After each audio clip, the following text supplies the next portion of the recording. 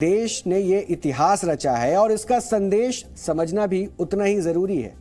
द्रौपदी मुर्मू देश की पहली आदिवासी महिला राष्ट्रपति हैं। इसका सीधा मतलब है कि भारत में हर धर्म, हर समाज और हर वर्ग के लोगों के लिए एक समान सा अवसर है और इससे देश की महिलाओं और आदिवासी समाज का आत्मविश्वास भी बढ़ेगा और उनका कद भी, उनका रुतबा भी। और द्रौपदी मुर्मू देश में सबसे युवा राष्ट्रपति भी बन गई हैं। शपथ लेते समय द्रौपदी मुर्मू की उम्र 64 साल 1 महीना और 8 दिन थी और भारत के राजनीतिक इतिहास में इस उम्र को बहुत ज्यादा नहीं माना जाता है। यह आम धारणा रही है कि राष्ट्रपति का पद सिर्फ बुजुर्गों के लिए होता है और उन्हें ही यह पद दिया जाता है जिन्हें सक्रिय राजनीति से रिटायर मान लिया जाता है। द्रौपदी मुर्मू से पहले नीलम संजीव रेड्डी देश के सबसे कम उम्र के राष्ट्रपति थे, लेकिन कुछ वर्षों बाद द्रौपदी मुर्मू के राष्ट्रपति बनने से, यानी ये अब जब द्रौपदी मुर्मू राष्ट्रपति बनी हैं, तो उससे ये धारणा भी बदलने की उम्मीद और ज्यादा बढ़ जाती है।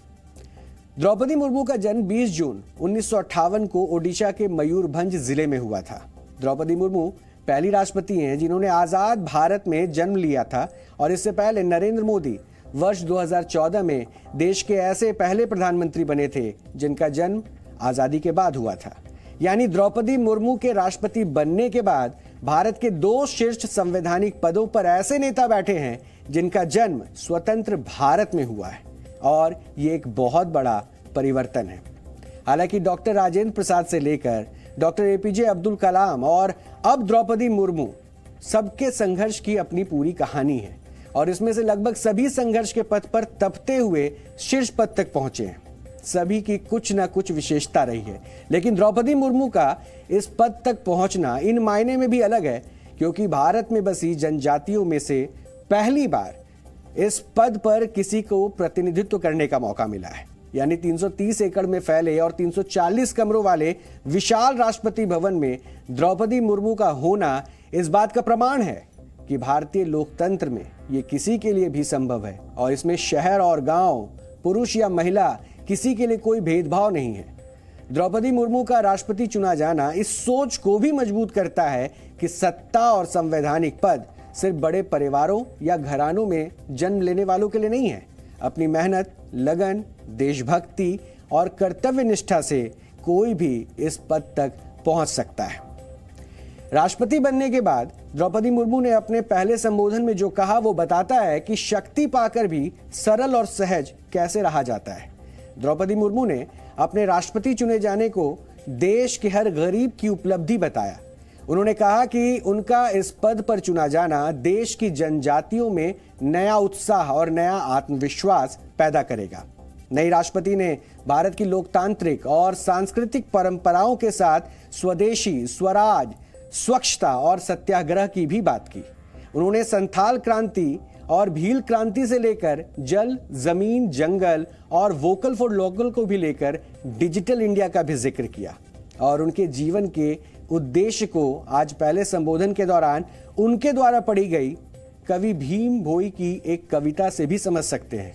उस कविता का सार है कि अपने जीवन के हित अहित से भी बड़ा काम जगत कल्याण के लिए होता है। यानी जगत कल्याण के लिए जो काम किया जाता है वो सबसे बड़ा होता है। इसको जरा और करीब से एक विश्लेषण के जरिए आप समझ सकते हैं।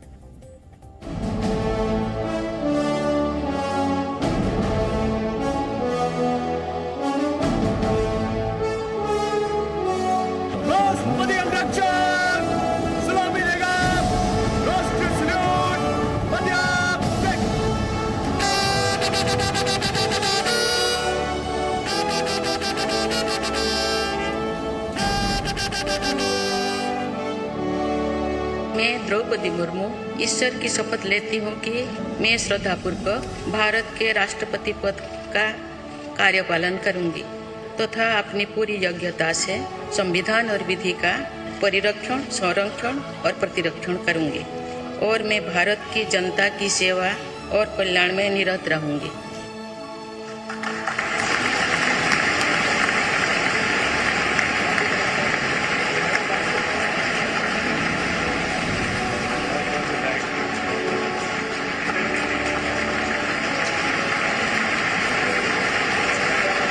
सम्मानित सांसदगण, अन्य महानुभावों, देवियों और स्वजनों तथा मेरे प्यारे देशवासियों, सभी को जोहार।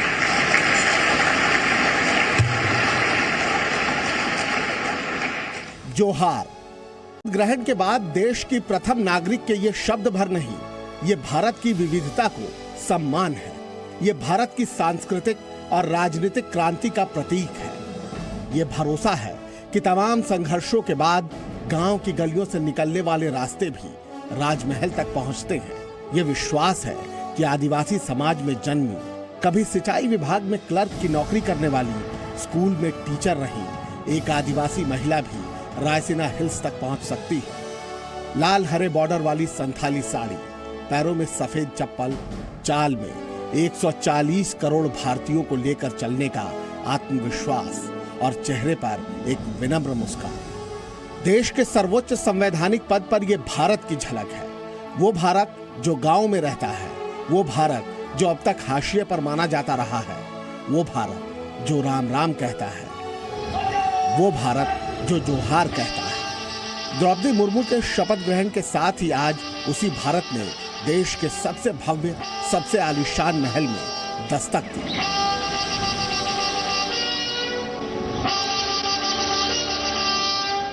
ऐसे ऐतिहासिक समय में जो भारत अगले 25 वर्षों के विजन को हासिल करने के लिए पूरी ऊर्जा से जुटा हुआ है, मुझे ये जिम्मेदारी मिलना मेरा बहुत बड़ा सौभाग्य है।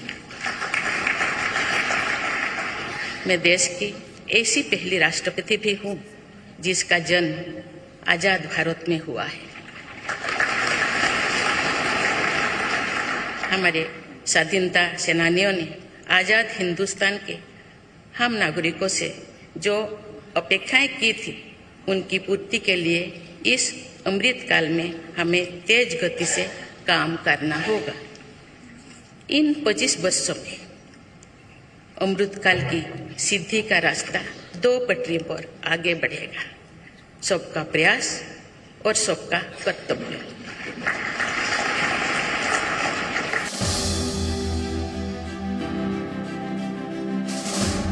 जब America, Mexico, Argentina, Brazil, Canada समेत कई देशों के लोग गहरी नींद में थे, जब इंग्लैंड, इटली, हंगरी और ऑस्ट्रिया समेत कई यूरोपीय देशों में सूरज की किरणें धरती पर चमकनी शुरू हुई थी, तब भारत एक नए सूर्योदय का गवाह बन रहा था। यह हिंदुस्तान के लोकतंत्र की स्वर्णिम परंपरा है, जब बचपन में चाय वाला रहा एक शख्स प्रधानमंत्री पद पर बैठकर देश के लिए फैसले कर रहा हो, जब एक आदिवासी महिला देश के सर्वोच्च संवैधानिक पद पर बैठी हो और उनके सम्मान में देश के प्रधानमंत्री भी हाथ जोड़े खड़े हों। ये हमारे लोकतंत्र की ही शक्ति है कि उसमें एक गरीब घर के पैदा होने बेटी, दूर सुदूर आदिवासी क्षेत्र में पैदा हुई बेटी भारत के सर्वोच्च संवैधानिक पद तक पहुंचा। राष्ट्रपति के पद पहुंचना मेरी व्यक्तिगत उपलब्धि नहीं है, ये भारत की प्रत्येक गरीब की उपलब्धि है। मेरा निर्वाचन इस बात का सबूत है कि भारत में गरीब सपने भी देख सकता है और उन्हें पूरा भी कर सकता है।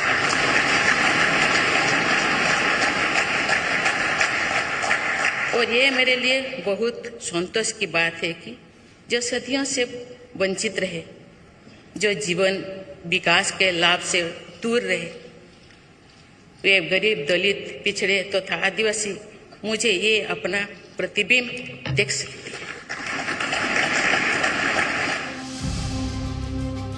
द्रौपदी मुर्मू देश के सर्वोच्च पद पर पहुंच गईं, लेकिन ओडिशा के छोटे से गांव से निकलकर रायसीना हिल्स के राजमहल तक का ये सफर आसान नहीं रहा। ओडिशा के मयूरभंज का उपरबेड़ा गांव, यानी वो धरती जो देश की पहली आदिवासी महिला राष्ट्रपति का पैतृक गांव है, इसी गांव की मिट्टी में खेलकर एक आदिवासी बच्ची देश के सबसे बड़े संवैधानिक पद पर आसीन हुई। और इस रास्ते में कितनी मुश्किलें आई, वो आप देश की राष्ट्रपति से ही सुन लीजिए। मैंने अपनी जीवन यात्रा पूर्वी भारत में ओडिशा के एक छोटे से आदिवासी गांव से शुरू की थी। मैं जिस पृष्ठभूमि से आती हूँ, वहाँ मेरे लिए प्रारंभिक शिक्षा प्राप्त करना भी एक सपने जैसा ही था। लेकिन अनेक बाधाओं के बावजूद मेरा संकल्प दृढ़ रहा और मैं कॉलेज जाने वाली अपने गांव की पहली बेटी थी।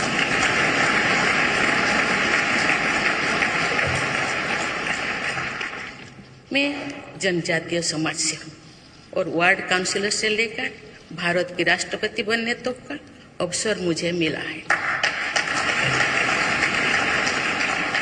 ये लोकतंत्र की जननी भारतवर्ष की महानता है।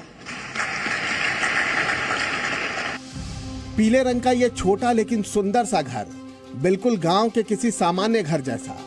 20 जून 1958 को इसी घर में द्रौपदी मुर्मू का जन्म हुआ। इस मकान को देखकर कोई नहीं कह सकता कि ये देश की राष्ट्रपति का पैतृक निवास है। ये सादगी की शक्ति है जो द्रौपदी मुर्मू को अजेय बनाती है। आज जो विश्व सस्टेनेबल प्लैनेट की बात कर रहे हैं, तो उसमें भारत की प्राचीन परंपराओं, हमारे अतीत की सस्टेनेबल लाइफस्टाइल की भूमिका और बढ़ जाती है। मेरा जन्म तो उस जनजातीय परंपरा से हुआ है जिसने हजारों वर्ष से प्रकृति के साथ तालमेल बनाकर जीवन को आगे बढ़ाया है। मैंने जंगल और जलाशयों के महत्व को अपने जीवन में महसूस किया है। हम प्रकृति से जरूरी संसाधन लेते हैं और उतनी ही श्रद्धा से प्रकृति से सेवा भी करते हैं। यहाँ संवेदनशीलता का आज वैश्विक अनिवार्यता बन गया है। द्रौपदी मुर्मू ने राष्ट्रपति बनकर नया इतिहास रचा है। उनके राष्ट्रपति बनने से नए भारत की नई उम्मीदों को नए पंख लगे हैं।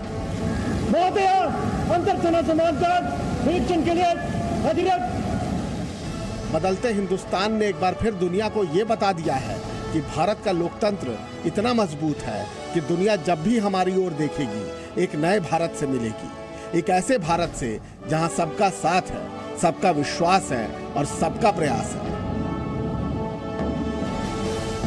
मयूरभंज से शिवांगी ठाकुर के साथ ब्यूरो रिपोर्ट, जी मीडिया।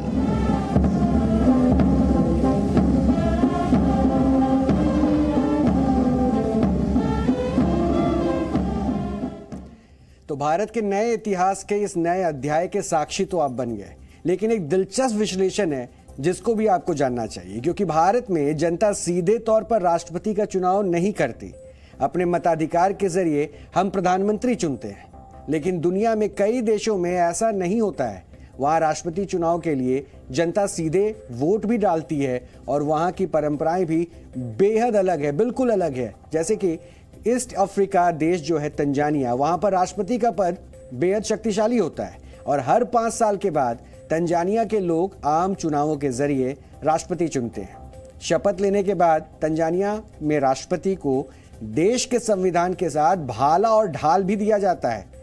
भाले और ढाल को यहाँ लीडरशिप और आर्म फोर्स का सिंबल माना जाता है और ये मसाई जनजाति का प्रमुख हथियार होता है। इसके अलावा इसी तरह इंडोनेशिया में भी राष्ट्रपति राष्ट्र प्रमुख और सरकार का मुखिया होता है, इसलिए इंडोनेशिया में भी राष्ट्रपति का चुनाव जनता सीधे करती है। इंडोनेशिया में धार्मिक पुस्तक के साए में राष्ट्रपति का शपथ ग्रहण होता है और एक धार्मिक व्यक्ति शपथ ग्रहण के दौरान धार्मिक पुस्तक को राष्ट्रपति के सिर से थोड़ा ऊंचाई पर पकड़ा रहता है। और इंडोनेशिया के वर्तमान राष्ट्रपति जोको विडोडो मुस्लिम हैं, तो वर्ष 2021 में उन्होंने कुरान के तले राष्ट्रपति पद की शपथ ली थी। फिलीपींस में भी राष्ट्रपति बेहद शक्तिशाली होता है और यहाँ राष्ट्रपति का कार्यकाल 6 वर्ष का होता है और जनता सीधे राष्ट्रपति का चुनाव करती है। यानी फिलीपींस में अनानास के पत्ते के फाइबर से बनी एक खास परंपरागत शर्ट बेरोंग तुगालॉग पहनकर शपथ ली जाती है। यानी बेरोंग तुगालॉग फिलीपींस की नेशनल ड्रेस है और 1953 में रेमन मैग्सेसे ने सबसे पहले ये शर्ट पहनकर राष्ट्रपति पद की शपथ भी ली थी। रूस में भी सरकार की ज्यादातर शक्तियां राष्ट्रपति के पास होती है और रूस में राष्ट्रपति को कॉन्स्टिट्यूशनल कोर्ट का चेयरमैन शपथ दिलाता है। यहाँ राष्ट्रपति अपना दायां हाथ संविधान की कॉपी पर रखता है और शपथ लेता है। फिर कॉन्स्टिट्यूशनल कोर्ट का चेयरमैन राष्ट्रपति को सोने की चेन देता है। और अमेरिका में भी राष्ट्रपति को जनता सीधे चुनती है और यहाँ राष्ट्रपति का कार्यकाल 4 वर्षों का होता है और 2 बार से ज्यादा कोई भी व्यक्ति राष्ट्रपति नहीं बन सकता। अमेरिका में 20 जनवरी को बाइबल पर हाथ रखकर शपथ लेने की परंपरा है। इसे इनॉग्रेशन डे भी कहा जाता है।